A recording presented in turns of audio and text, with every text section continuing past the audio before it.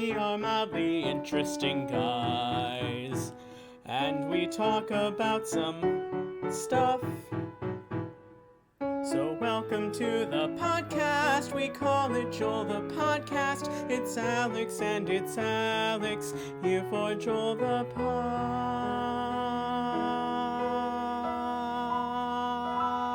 Podcast.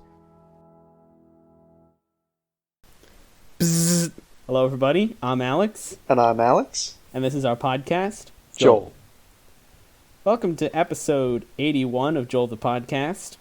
That's correct. On this beautiful Sunday afternoon. That is not correct. Oh. Guess there's not enough windows down here in this basement. Yep. It was a good effort. Yeah. So I guess on this Monday evening, beautiful Monday evening, with an ice storm warning here in my undisclosed location. Ooh, wow, that sounds fun.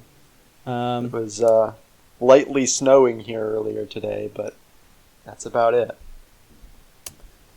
So we're here. I don't know what else to say. Nathan doesn't owe me $1. Alex doesn't owe me $1. And, But we did make a bet about Purdue's record, or was that not GameStop. a bet? I don't What? think that was a bet. I think we made the bet about GameStop. Oh, right. That'll resolve at the end of February. I honestly haven't even looked at GameStop stock since last week. No, the markets are closed today for President's Day. I did try and check Okay. earlier. We're still hovering at just above $50, which is exempting me from needing to buy one, which is great. Well, it did go below $50. You know, it did for a little bit, but I was just too slow. I couldn't get there in time. They keep just barely getting back above before I can buy a stock. So Those darn price makers. it's a real shame, you know? Yeah. So Where? I'm trying to find the not Excel, but the sheet we worked on last week. Oh, it's because... oh, the game? Yeah, because I think I wrote our predictions for Purdue's... Oh, no, I wrote it in... That must have been in our highlights document, Yeah, right? that's... Now that I remember, I'm going back there. Yeah, For let's Purdue's see. final record. I said 17-9. You said 16-10. Okay, and they're 13-8 now. They're 13-8. So they have to win 4 out of their next 5 for you to be right. And 3 out of 5 for you. Yes. So, I guess with that being said, maybe that's a good lead into our sports minute. Yeah, it's not going to be a minute. Not going to be a minute today. Probably won't be a minute because not a whole lot of interesting sports stuff has happened, but at the very least what we can do is make sure that our introduction is as long as or longer than the sports minute in Right. quotes. And just to take a brief detour, since I had the highlights thing opened, I just saw the clip titled "Pilot has flyers." LOL. Made me laugh. Oh man. Okay. This isn't bees. All right, I'm closing this because I'll spend the entire time looking at these highlights.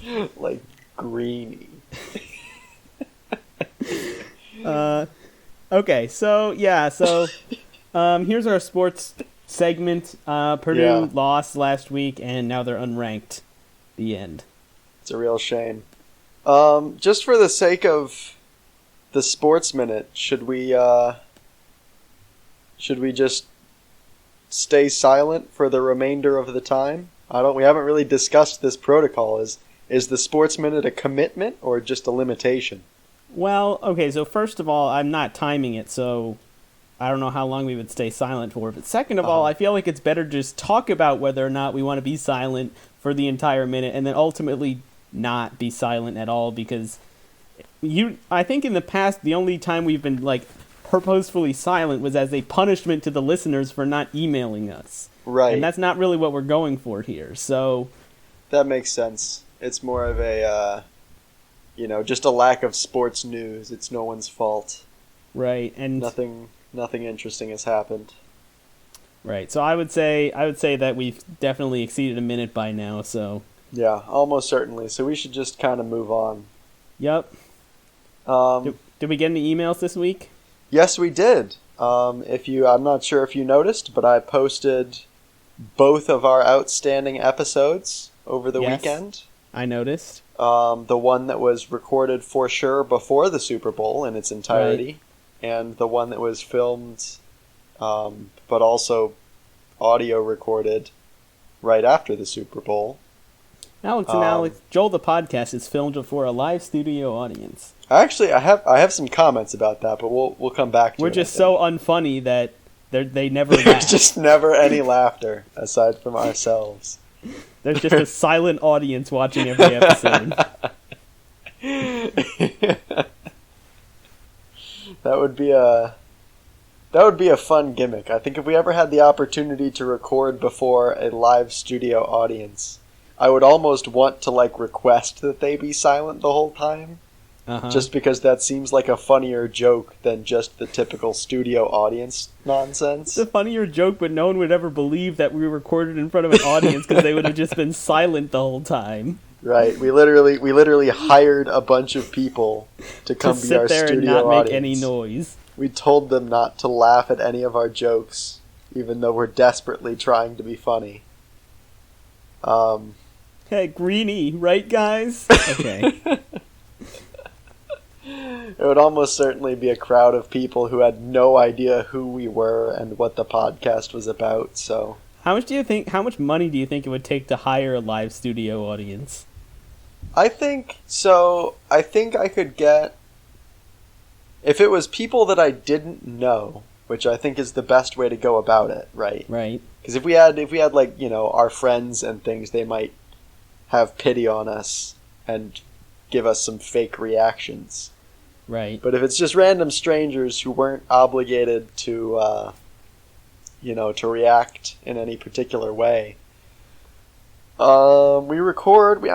From start to finish, we end up spending maybe 2 hours an episode. Does that seem fair?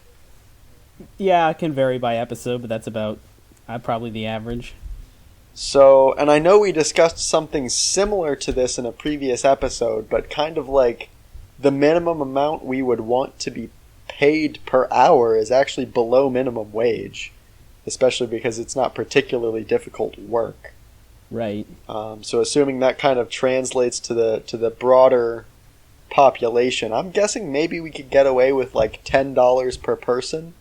Right. Maybe even less, depending on the person. And in order to say that we were in front of a studio audience rather than just a couple of, random people, I feel like maybe the cutoff for that is around half a dozen people. Does that seem fair?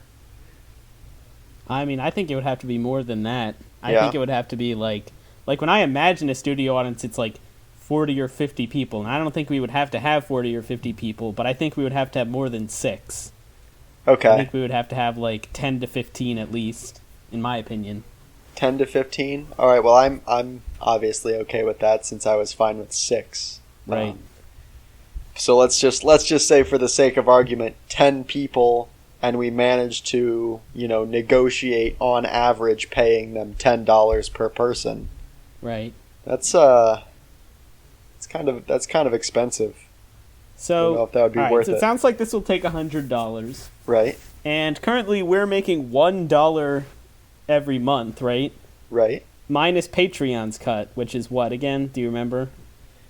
I think it's a few percent. It's not much. I think it was 5 or 8% or something like that. All right. Well, I think it's fair to say that the amount of time it will take for us to get $100 is in the order of 5 or more years. So I think in 5 years, let's reevaluate and see whether we have enough money and whether we want to spend that money on a live studio audience to not make any noise throughout the entire episode.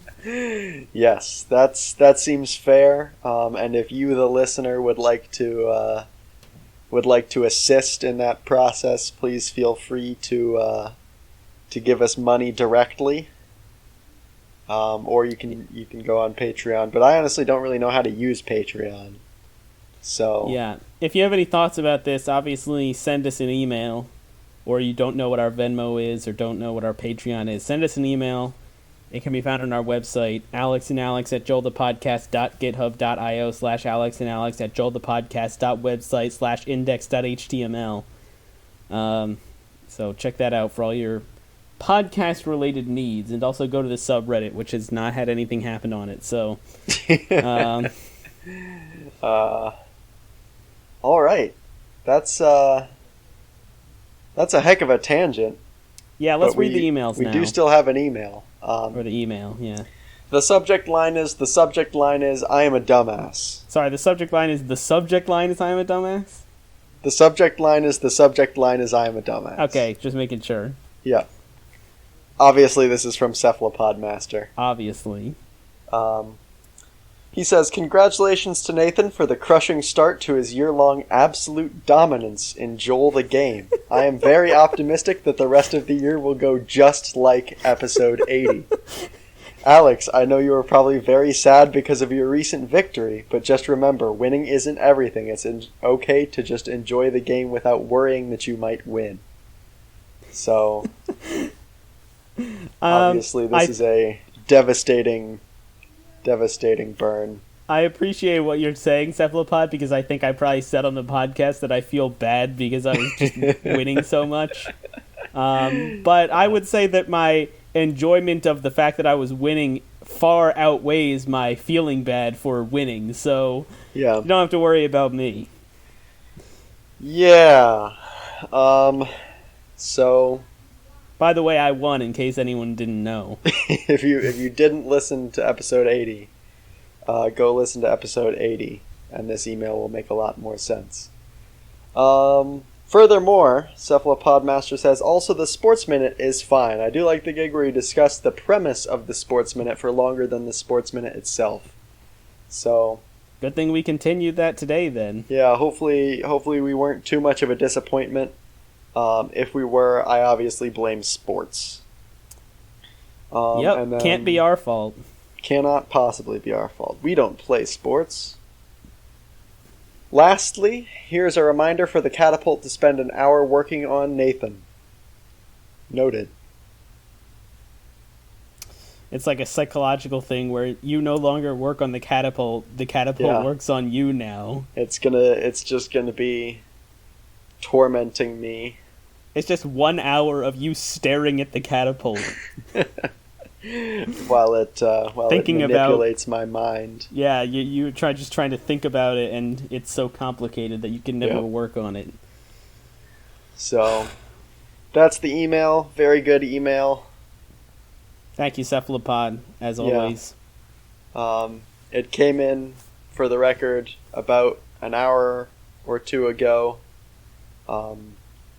Which is great, because that means he has listened to both of our episodes within like a day or two of them being posted. So, indeed, well done. Okay, let's get into today's episode. We're going round 3 of our roots as an advice podcast. For those of you who don't know, these are real questions emailed to us by real listeners to our email, which can be found at our website, which I mentioned before. So feel free to email us your questions. Yep. And we'll be providing our extremely qualified and helpful insight into these questions. So without further ado, why don't you do the first question? All right. So this is a pretty good first question, I think. Who would you say that this question is from? I think this question is from Danger McDangerfield. All right, Danger McDangerfield. What an appropriate name, as we will see from this question. Here we go. So Danger McDangerfield writes, I'm a professional athlete, can't say which team or sport to protect my privacy. And as far as I can tell, I was drafted by mistake 2 years ago. I've never actually played the sport in my life, and so far I've been pretending to be injured or sick to avoid playing or practicing. Usually the coaches kind of overlook me, but at the end of today's practice, the head coach told me that the team doctor apparently says I'm cleared to play in the next game, so I should expect to get some minutes. How do I avoid getting found out? How do you avoid getting found out? Well, first things first is we're going to try and out you. So who do you think this is? The fact that he says minutes makes me think of basketball. Yeah, right? that's kind of my first impression. You don't really think in terms of minutes in football.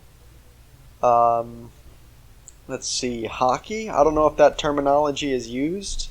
Also, is hockey season going on right now? I think that's maybe our clearest indicator of what this could be. This is hockey definitely... season is going on right now. Okay. But usually they don't say like minutes. Sure. They say like ice time.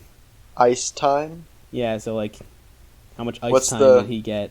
What's the conversion between ice time and minutes? Is it... Well, ice time is measured in minutes. It's just not the terminology that's used.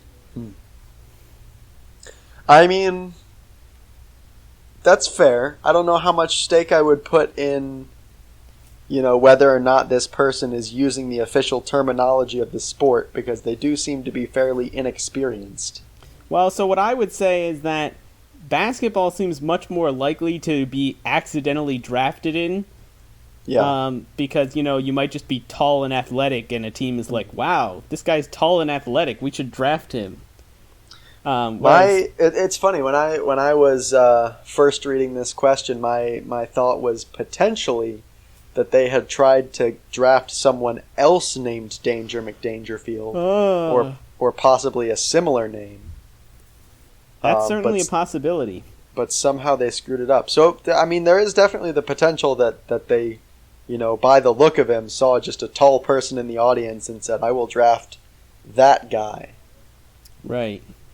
I could definitely see some NBA franchises being that careless with their draft picks. Thought you were going to say desperate. Yeah, so I agree. All right, so what should this person do to avoid getting found out? I mean, the obvious answer is to just fake another injury or illness. Right. But that's kind of lame. So what's a better way than that? So let's roll with basketball, because I know we can't be sure, but I feel like we could be mostly confident that that's the case, and probably most of these other things can translate to other sports. Right. So let's imagine it's basketball. Uh-huh. I think the best thing that you could do is play really hard defense and try and foul out as quickly as possible. Right. So that way, not only are you prevented from playing, but the coach can't doubt your motivation. Right, and I think this can actually apply to hockey as well, if indeed it is hockey. Right. It's just would take different forms. Like in basketball, just kind of like swiping at people with your hand. Right. Whereas in hockey, you really need to be just like slashing at people with your stick all the time in order to, for sure get enough penalties to be... Although in hockey, you can't foul out. No, but I'm assuming that in real hockey, if you were getting consistently put in the penalty box, the coach would stop subbing you in. That's probably true. So, I mean, and either way, you could, be prevented from going back in the game in basketball as well if you're, not necessarily fouled out, but in danger of doing so. Right. I mean, I would say this is the fastest thing you can do, right? Like in hockey, the more severe the injury you cause, the longer you'll be in the penalty box, which is ideal. Right. And in basketball, all you really have to do is get a flagrant 1 or flagrant 2, whichever is worse. I don't actually remember which one is worse, and you're automatically ejected. So yeah, that's true. Just like tackle someone while they're shooting, and I think you're fine. Yeah, that's probably a safe. So, I think there's maybe a bit of a fine line. I think that's maybe the safest play, right? Is just to commit a bad foul. Right. But I think what we need to keep in mind is this person has clearly been on an NBA roster for a couple of years now, and probably has made a decent amount of money. Yes. Doing so. Yes. So, and based on the fact, especially now that they're trying to not get found out, I think what they're worried about is not that they won't, play well or, just embarrass themselves or whatever, but I think they're worried that they might be kicked off the team with a poor enough showing. So I think whatever they do needs to be not so bad that they're, kicked off the team or potentially would result in some fines or something like that. Right. Yeah, I mean, that's kind of tough because at that point, if you're trying not to be kicked off the team, the only thing you can really do is play well, which it sounds like is not an option for Danger here. So, yeah, no, I would say that's true. Whichever sport you are, if you get the puck or ball, yep, just pass it as quickly as possible to one of your teammates. Will almost always be a reasonable move. Yeah, that seems pretty smart. That way it's out of your hands, figuratively and literally. Yeah, just try and poke the ball or puck away from the person you're defending is pretty much the strategy. So yeah, I think task, as long as you're reasonably tall. Let's hope that this person was drafted accidentally for being tall. I think you might be able to blend in fairly well for a while. Obviously, you won't be playing well, you won't be standing out. But yeah, I don't think... If you're like a center in the NBA, when defending, all you have to do is stand near the basket and then hold your hands up if anyone comes near. Right. So I think it might be easier than we think just to kind of follow along and... I think I could be in the NBA if I was tall enough. I think is the if only I was of the tall. Story. Yeah. If I was the size of Taco Fall, I would be one of the best players in the NBA. That's almost certainly the truth. What does that say about Taco Fall, I guess, is really what I'm going for. He's that tall and not the best player in the NBA. So, man. Bad job, Taco Fall. All right, let's go on to the next question. Let's hope this question wasn't from Taco Fall. All right, here's the next question. Who's this next question from? This next question comes to us from Waldo. He may or may not be of Where's Waldo fame. I'm not really sure. Maybe we can tell from the question. Here's the question. Hi, Alex and Alex. I'm writing to you because I know you guys are medical experts. My son recently swallowed a AA battery and I don't know what to do. Help, ASAP. Waldo. Well, first of all, we may be medical experts, but as always, this is not medical advice. Well, it is, but we're not lawyers, and this is not legal advice. So you're right. This actually is medical advice. That's the point. Right. So it's not legal advice, though, so you can't sue us legally if this goes wrong. If this goes wrong, we are legally in the clear. Because it was just medical advice. And anyone can give medical advice. And there's nothing you can do as long as they say that they're not a lawyer. Right. So, I mean, my first thought is that he should just punch his son in the stomach as hard as he can. What do you think? That seems like a good idea. I think maybe pair that with turning his son upside down just to encourage the battery to come back out. That's a good one. Is there any? What are the dangers of swallowing a battery? I think we're probably in the clear because the question was not, the son is not choking on the battery. Right. I think the main problem that I can think of is that you'll grow a battery tree in your stomach. Like, if you swallow pumpkin seeds, you'll grow a pumpkin in your stomach. Right. You grow swallow batteries, you'll grow a battery tree in your stomach. And obviously it's only a AA, so it wouldn't be catastrophic, like if you had swallowed a D battery. Oh yeah, but don't even want to think you about know, that. it's not going to be pleasant, I guess, is what I'm saying. Right. Yeah. So definitely some medical intervention is necessary. What do you think? So here's kind of a crazy idea. This might be a little bit off the rails. Yep. What do you That's think what we're about here for. eating some wire to discharge the battery? That's an interesting idea. I assume that'll make it less likely to grow into a very productive battery tree. Right. If it manages to sprout at all. I would say the main danger is that wires are not very resistive. Right. So you're likely to just melt the wire from excessive current. So yeah, you'll generate a lot of heat. Right. So I was thinking, instead of eating wire, you should eat whatever the opposite of a battery is to neutralize the battery. So what do you think the opposite of a battery is? Well, a battery is a device that stores charge, and the point of a battery is to discharge. So maybe this is a little counterintuitive, but is the opposite of a battery charger? I thought you were going to say the opposite was just another, like an empty rechargeable battery. Oh, that's another idea. So maybe you should get a dead battery and eat that. And then the two batteries will, I think they would neutralize each other in that scenario. Yeah. In fact, so if you ate a battery that was fully charged and then you ate a dead battery, I assume the end state there is roughly that they would both be half charged. There's probably some losses that you would get along the way, but that seems fair to assume, right? Yeah, that seems reasonable. So I think along those lines, the best answer would be to, in fact, eat many dead batteries to spread the charge out as thin as you can.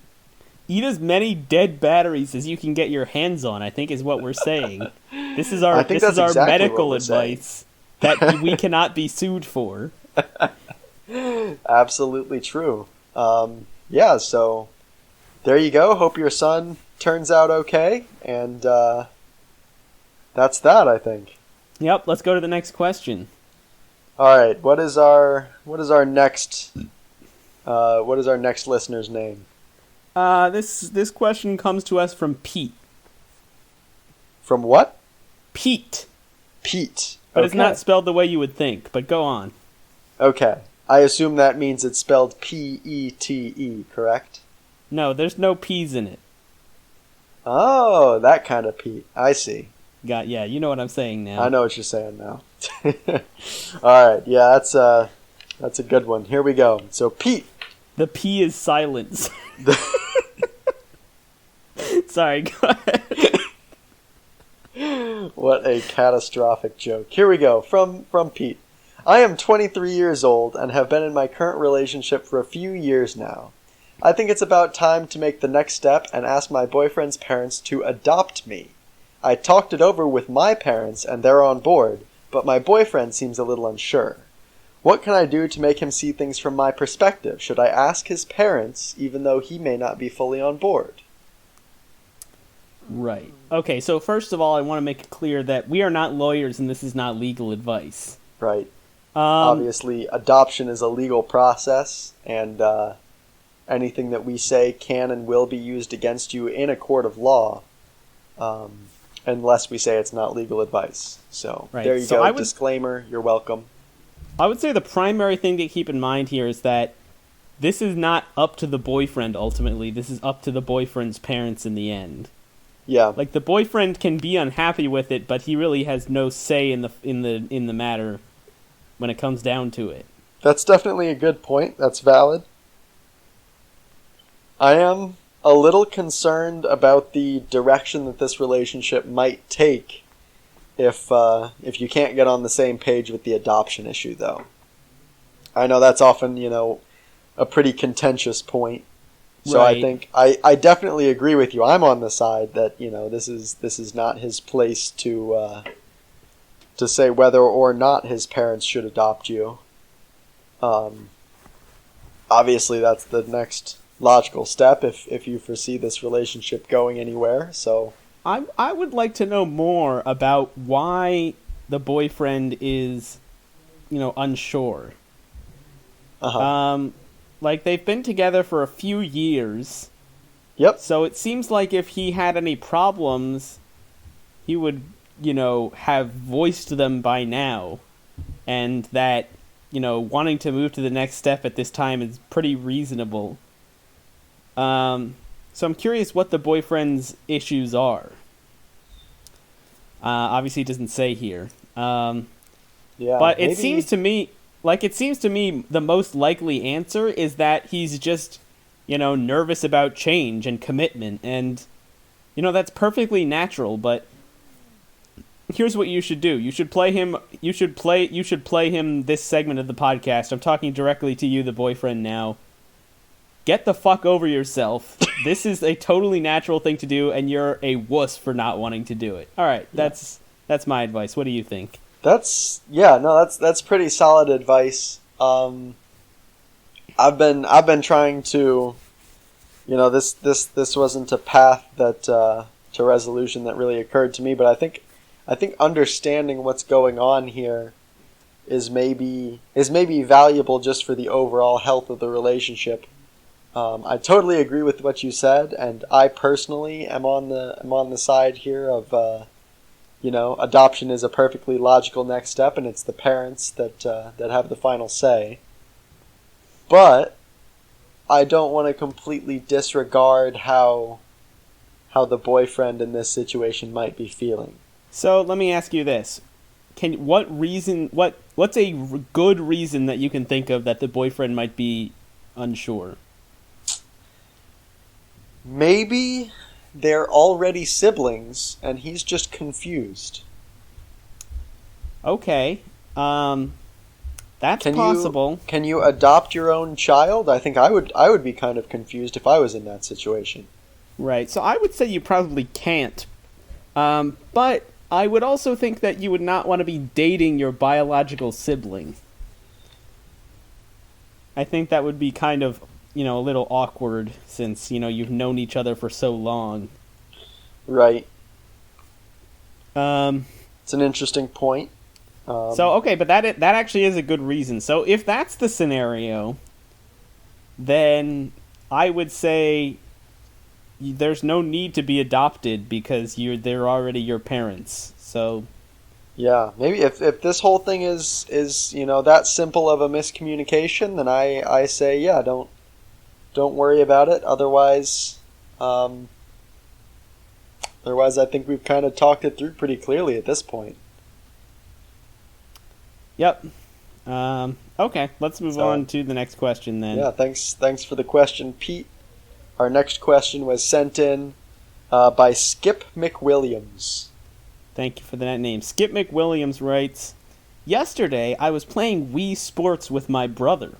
We were playing the boxing game. I have practiced Wii boxing for years to get good, while my brother just shakes the Wii remote as quickly as possible. The problem is he wins about half the time. Oof. How is that fair? How is that legal?" All right. This is really awkward. I feel like somebody should have said this sooner. This is absolutely not legal. We're not lawyers, but this is legal advice. This is absolutely legal advice. This can't possibly be legal. If this is legal, then maybe we shouldn't be lawyers giving out legal advice. Well, we're not lawyers, but we are giving out legal advice in this specific instance. Yes. Right, so I would say this is certainly illegal and unfair. Yes. And if you now know that it's illegal and still want to turn in your brother to the police, that's your obvious step. Just take a recording of you two playing Wii Boxing and send it to the police, and I'm sure someone will be there quickly. Justice will be swift. Right, so the conundrum comes, if you're like, well, okay, this is illegal, but now I think I don't really want to get my brother in legal trouble because I like my brother.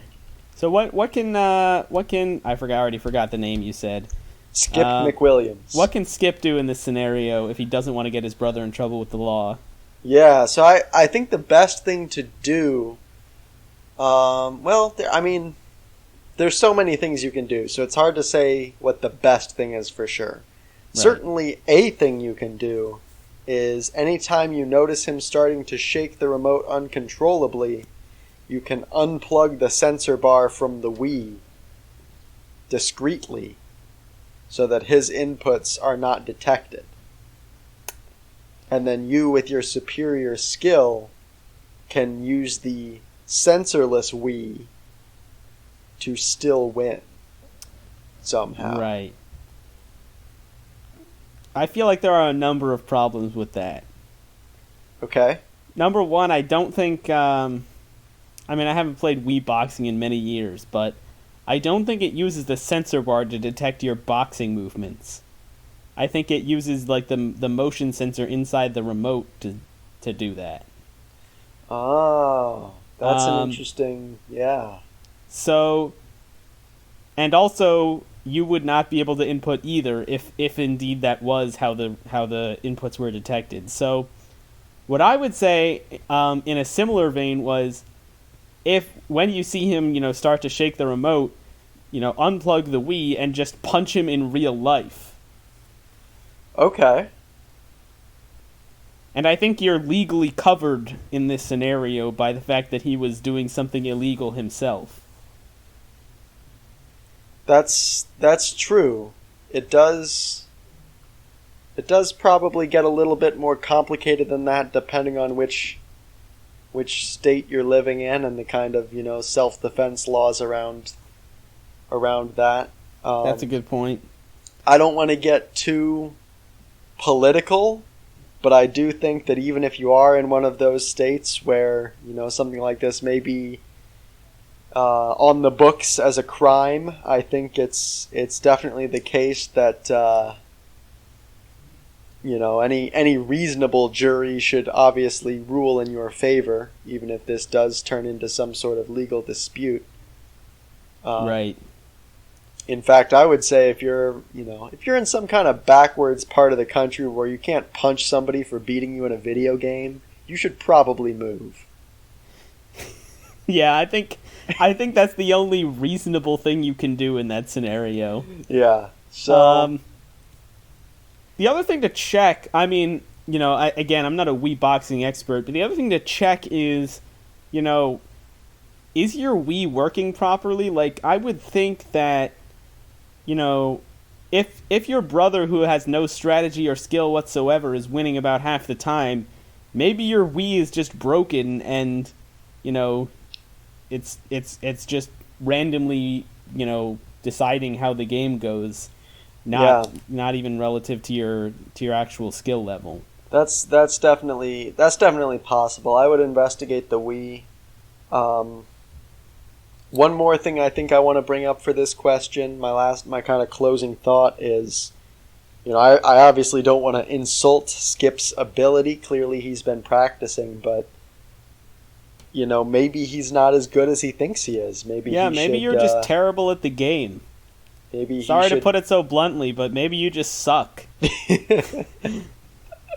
If I remember right, the Wii sports games give you like a numerical rating, right, of how you do. Mm-hmm. I think those are affected by multiplayer games as well, so kind of the 50-50 split with his brother, who is clearly a very bad player, would probably be negatively affecting his score. So maybe what he should do, maybe this is kind of a test of whether he is good or not, and also a test of whether the Wii is working or not, is just try some fights in single-player mode.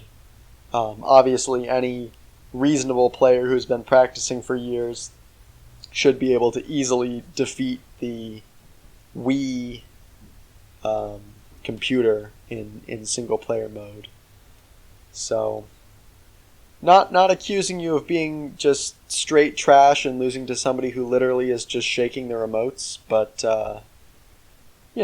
just make sure that that's not the case. Just make sure you're not straight trash and literally losing to someone who's shaking their remotes. Right, because I mean, in my opinion, that's a strong possibility. Yep. So okay, great. Let's move on to the next question. Cool. Who's sending us this question? This question comes to us from Serena Serini. Okay, that was terrible, but go ahead. All right. Thanks, Serena, for this question, which begins like this. In 2004, my friend borrowed $1 from me and still has not paid it back. Sure. I've tried bringing it up every once in a while, but she just laughs and changes the subject. I'm not really a confrontational person, so I've never pushed too hard, but now I'm starting to get concerned about her ability to pay it back. Given the interest rate on the loan, she currently owes me over $24 million. How can we settle this debt without ruining our friendship? So obviously my first reaction to receiving this question was to calculate what the interest rate on this loan is. So if you're curious, the answer is this was a 100% interest loan compounding continuously over 17 years, or thereabouts. I mean, I'm assuming this 24 million is a fairly approximate value. So basically, that's a smart financial decision. Anytime you're lending out money, this is a pro tip unrelated to the question here. But if you can jack up those interest rates, as we can see here, that's the real moneymaker. Yeah. So, right. Okay. So I mean, my first thought is that unless your friend has quite a bit more than $24 million, you're not going to be able to collect $24 million without ruining your friendship. Yeah. You're basically going to be driving your friend bankrupt, so that's going to kind of drive a wedge into your friendship. Yeah, that's definitely a really difficult thing to do if you take away all of their assets and drive them into poverty, and right. Likely homelessness. That's right. That's probably going to ruin whatever relationship you have right now. Now, I can think of actually kind of a life hack that you can do. Okay. Ask your friend to borrow $1. Uh-huh. They'll probably say yes. And then you hold on to that dollar for 17 years. Okay. And then the debts will be even. And they'll cancel out. As long as you are not continuing to calculate interest on the original loan. Oh, that's right. Okay, so that's true. Here's what you should do. You should ask to borrow $2. Aha. And then you'll owe her, or him. I don't remember if it said a pronoun. Double what they owe you. Yeah, it does say she. She owes you. And then you'll be even after 17 years. Let's. I don't think there's any need to check the math on that. I think it checks out. All right. In that case, I'll just close this tab. No need to question it. Yep. It does make some intuitive sense, and seeing as we're math experts, I feel like that's probably good enough. I mean, if you think about it, no, I don't think you should think about it, because then you might think that I'm wrong, which I clearly am not. So, if you think about it, that's just a trick. If you think about it, it makes no sense. But if you don't think about it, I'm exactly right. Yeah, and that's what it's all about on this podcast. So, I'd say that's a pretty. That's kind of a hack, but what if we don't want to dance around it? What if we wanted to say, how can she actually get $24 million without ruining your friendship? Yeah. I mean, first of all, since this person is your friend, I would recommend stop accruing interest on this loan. I think that you've accrued enough interest, right, so far that as a friendly gesture you can cancel any future interest. So yeah. I mean, you've definitely made back your dollar here, and then a healthy amount on top of that. So. Right, $1, and then you made like an additional 24 million plus or minus $1. Right. So I would say really the best strategy in this case is to just constantly ask to borrow money from your friend, really as often as you can get away with. And eventually, you'll, over the course of many, many years, if you're very aggressive about it, you might recoup. I mean, this is ridiculous. I don't even know why I'm saying this. You're never going to recoup $24 million that way. All right. I know we had some discussion, but this is, I'm surprised it took so long for this to come to mind, because this really should have been our first and only answer. Right. You need to convince your friend to rob a bank with you in order to satisfy the debt. So you get your $24 million, your friend does not necessarily lose $24 million, Right. and your friendship is stronger than ever, forged in the crucible of bank robbery. Yes, because you'll either, have committed an exciting crime together, or you'll be in jail together, so... Yes, and there's nothing that a struggling friendship benefits more from than being in jail together. Indeed. Or successfully pulling off crimes together. Right. In fact, I think this question is really turning into an endorsement to commit crimes with your friends. And just before anyone commits a crime, I want to make it clear that we're not lawyers, and this is not legal advice. But you should definitely go rob a bank. Certainly not legal advice to commit crimes. Indeed. I feel like that one maybe goes without saying, but I'm certainly glad we said it anyway, because I know there's somebody out there who would have been stupid enough to sue us about this. So, right. Just for that person in particular, suck it. We just said it's not legal advice. Yes. Okay, so I think that's pretty good advice. Let's move on to the next question. Yep. For this question, we need two names. We need the name of the person and their friend, who they used their real name in here, so we're just going to come up with another fake name. That's a rookie mistake. All right, so the person who asked the question is named Planterbox, right. And the name of the friend is Petunias. Okay, Planterbox writes, "Yesterday my friend Petunias and I went to the movies. Obviously, we brought our aluminum bat and bullied the concession stand worker just like you said. Yep. When we got to the theater, I went in to eat my friend's popcorn, just like Nathan said I should. But then he said, 'Hey, don't do that.' What do I do? I was extremely unprepared for this. I feel like Petunia is basically stealing from me." Yeah, you're entirely correct here. That is theft.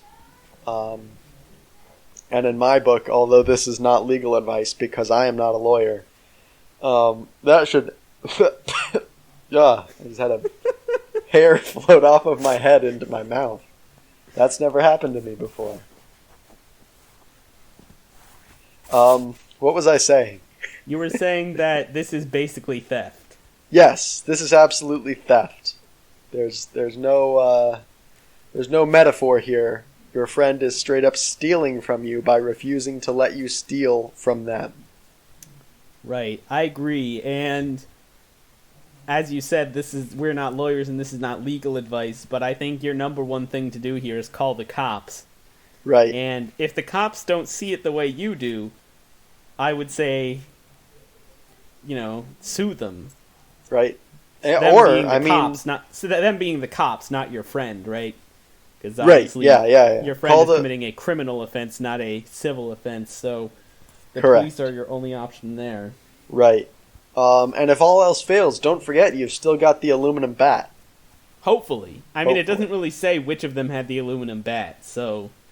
Ooh, that could be tricky. Yeah, let's see. So what was the phrasing here? Did they have one single aluminum bat? We brought our aluminum bat. That's right. Yeah. So let's hope you have the aluminum bat. I think if you have the aluminum bat, we probably don't need to get into the realm of legal advice whatsoever. I would say, at this point, your friend Petunia probably does not suspect anything at the moment, because to them it's totally normal just to say, "Hey, don't do that." They probably don't think it's stealing. Right. So I would say just if you don't already have the bat, just get it, and then you can execute, the plan, which is to threaten to hit them with an aluminum bat if they don't give you their popcorn.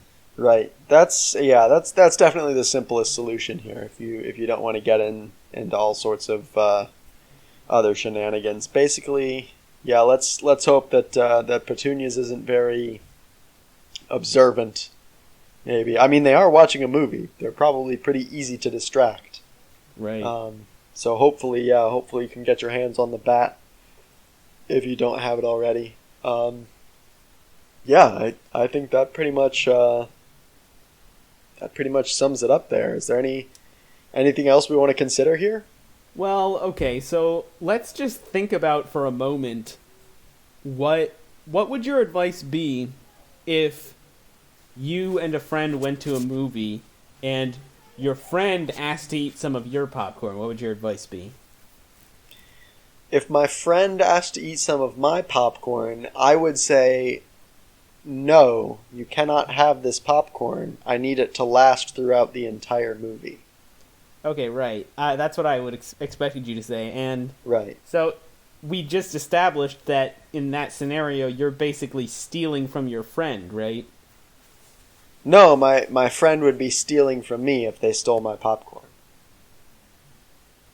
You know what? I can't think of a single flaw in this argument, and I think you're exactly right. So yeah, I think we're good. All right, let's move on to the next question. This question comes to us from Snowy Woodson. All right. Well, thanks for writing in again, Snowy. Or is this a different Snowy Woodson? Suppose I shouldn't assume. You were the one who read the actual email, so. That's true. Well, I suppose it's not clear one way or another then. So this may be yet another Snowy Woodson. So here we go. What do you have to say to us this week, Snowy? Well, let me answer myself by reading this email. I work at a pretty big fast food chain, and last week, as I was getting ready to go home for the night, my boss called me into his office. He said some random stuff about my attendance record and customer complaints and health code violations or whatever, and then, obviously as a joke, he fired me. I showed up for work this morning and my boss was very confused, told me to leave, and kept trying to reuse the same joke that I was fired. At first I thought it was funny, but now I'm starting to get embarrassed for him because he clearly still thinks that this is a good joke. How can I explain to him nicely that he's not actually that funny? I'm a bit worried that I'll accidentally say something too offensive and he'll fire me. Right. This is actually, I don't know, it's kind of weird because I experienced an extremely similar circumstance in when I was working at a fast food chain. So yeah, I'm not saying that I ghost wrote this email. I'm just saying. Are you Snowy Woodson? I experienced something very similar. Okay. So, well, I mean, I don't really think I can give my advice from my experience because I did end up getting fired. So, maybe I can tell you what not to do. Yeah, that's valuable information. What you should not do is just kind of laugh and then try and go on with your day as if he hadn't said anything. Because, I mean, my thought was like, I'm just going to save this guy some embarrassment by not even bringing up this, how unfunny this joke is. But it turns out that's not the right answer. Interesting. Because I still got fired. Yeah. No, I mean, I can't really blame you for that reaction. That would definitely be my first reaction as well. So let's see here. We're gonna have to think a little bit more deeply about this. It seems it's a good thing that this may or may not have happened to you in the past. Well, for sure did. I'm just saying this wasn't me who wrote it. Okay. So I would say, I mean, maybe my next thought is, would it be helpful to pretend that the joke was funny and laugh? I think it might be helpful, but I think that would kind of resolve the situation in the short term. But I don't know about you. If I were forced to laugh at a very bad joke that my boss was telling me all the time, I would get tired of that very quickly. Right. I mean, the thing is, the boss has clearly used the joke when it was funny and then just overused it at this point, right? Like the joke was Right. funny to begin with. Right. It's just not funny now that he's told it a number of times. So I feel like if you laugh, you're just kind of enabling him and encouraging him to keep on going with it. So maybe what you should do, so I think clearly what the boss wants is to achieve the same comedic success that they got when telling the joke for the first time. Mm-hmm. So probably what you should do is laugh at other things that your boss says, so that they start to think that they're a generally funny person and will stop relying so heavily on the one overused joke. That's a good one. And yeah, actually that's pretty good. I would say that's probably your best strategy, but let's for a moment discuss if there's any way he can explain to the boss that this is not a funny joke in a way that won't get him fired. Right. I think that would be a nice conversation to try to have, because what we've been saying may or may not work, but obviously communication is key here. I feel like we should probably say at this point that we're not lawyers and this is not legal advice. Good point. Yeah. So, but one thing you could try and do here is call a lawyer, because they are notoriously good at telling jokes.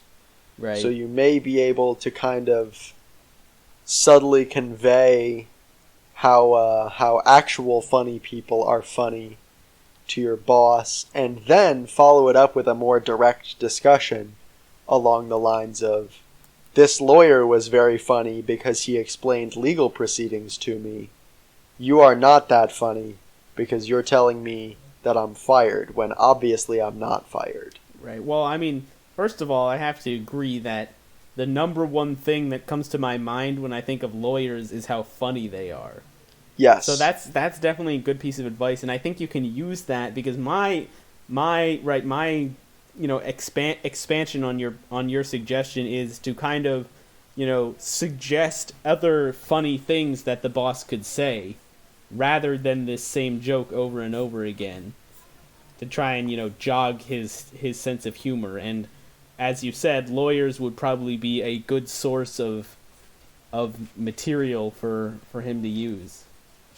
True, yeah. If you can like seed him with the material to get started, kind of encourage him maybe a bit more subtly to work on some other jokes, that could be a good path forward here for sure. Right. So, okay. I think we gave Snowy Woodson some good options here. Yeah. So let's go to the next question. Who does this question come from? All right. Our next question comes to us from someone called Elon Musk. Elon Musk. Okay. It's kind of coincidental, because here's the question. I can't say how I know this, but on July 13th, Elon Musk is going to change his name to Elongated Muskox. This will cause Tesla stock to plummet. Obviously, I'm positioning myself to make a lot of money off of this event, but my question is this. Theoretically, if the SEC were to investigate me for insider trading because of this, what could I do about it? Could I get away with it? Again, I just wanted to emphasize that this is entirely theoretical and not going to happen in real life. That is a very very interesting theoretical question. Yeah, it's really specific. Is kind of the weird part. Right. Did we say that this question came from Elon Musk? What a coincidence. That's well, I the think person that's that they're talking about. Yeah, but what a kind of a funny coincidence that you just totally made up that name without having heard the question at all. Right. Would have had no way of knowing. That's very interesting. All right. Here's my first impression. Let's see. Theoretically, if the SEC were to investigate me for insider trading because of this, what could I do about it? Well, the thing is, I don't think the SEC is very well positioned to investigate you for insider trading, because as an athletics conference, Right. they don't really specialize in that sort of thing. Like maybe if you were trying to like pay refs or, convince recruits to, I don't know, go to some school, for example, in the SEC itself, I feel like they may have the jurisdiction in that case. So, let me ask you this. Obviously, the SEC is a very well-funded body. Yeah. Even though they may not have any legal authority to investigate here, they certainly could dig up some information, I would say. That's fair. Yeah. About Elon Musk. So I'm wondering, as even though we're not lawyers and this is not legal advice, what legal protections can we see that Elon Musk can take advantage of? And number one, I would say, is to get married, because legally speaking, this is not legal advice, but legally speaking, if you're married, you cannot testify against anyone. So, right. I think that would be helpful in this scenario if you're not already married. Right. It'll definitely be a lot harder to get any sort of material from the case if you are married. Yeah, that'll definitely restrict what the prosecutors are able to get information wise. And I think honestly, if you're not nailed down with any sort of hard evidence here, you're pretty much in the clear, because any sort of financial crime like this, I really don't see being punished. So you know what I just thought of? I saw something crazy. What if, when they said SEC, instead of meaning Southeastern Conference, they meant Securities and Exchange Commission? That would be a problem. Yeah, I think you're fucked in that scenario. Yeah, I think you're really in trouble. Those guys don't mess around. Let's see. If you were to do some insider trading and the Securities and Exchange Commission came after you, honestly, married or not, you should probably just give yourself up and go to jail. What could I do about it? Go. Literally nothing. Yeah, I think, can you get away with it? No. All right. Right. It's a real shame. Yeah. It's a good thing that this is a theoretical discussion that is definitely not going to happen on July 13th. Yeah. So good thing. All right, let's go on to the next question. Great. Yeah, here we go. Who's this second to last question coming to us from? This is from somebody named Donald McRonald.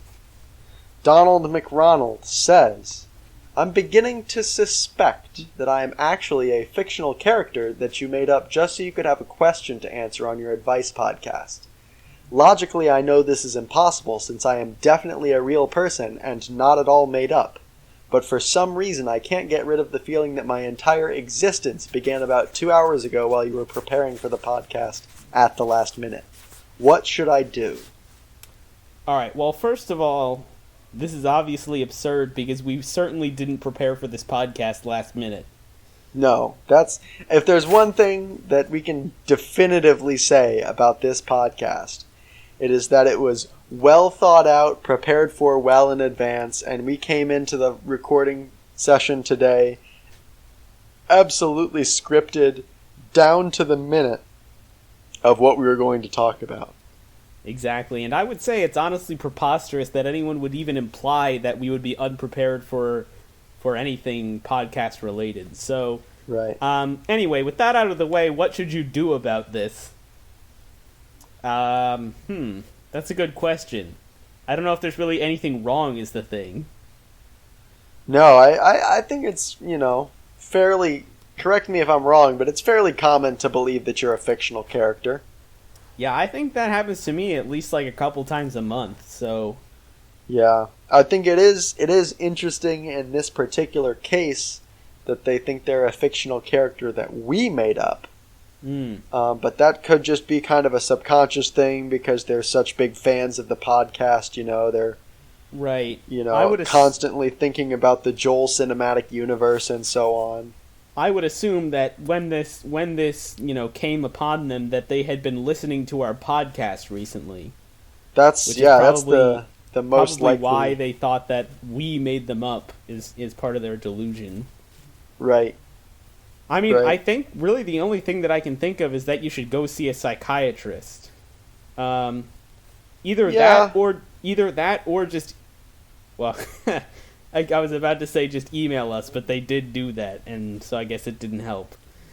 Yeah, we don't know for sure that it didn't help, but it seems unlikely based on the content of their email at this point. So right, yeah. So make sure to email us if it improves. Exactly. Send us a follow-up email to let us know, if our advice helped, and if so, how. And make sure to include a monetary expression of your gratitude.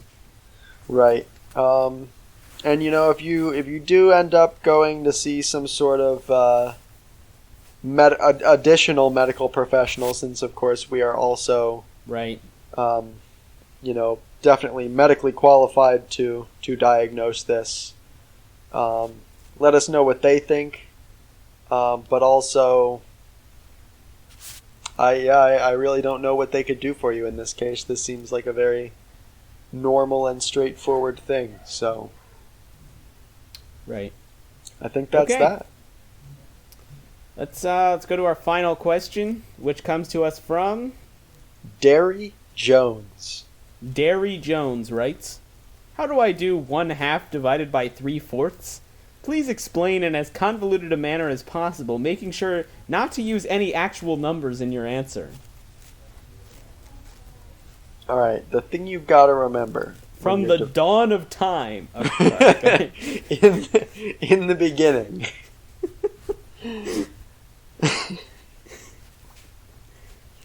Billions of years ago. Wait, that's a number? Oh, no. Many years ago. Many years ago. So what you need to remember is that it's impossible to divide fractions. Dividing fractions is a myth. You can't actually do it. Right, as far as I know, dividing fractions is attempting to, rather, because obviously you can't actually do it, but attempting to divide fractions is illegal. Right. So, I would say, yeah, be careful, who you're telling about this. Obviously, we would never rat out any of our listeners to the police, but, you never know who might do it. So, yeah.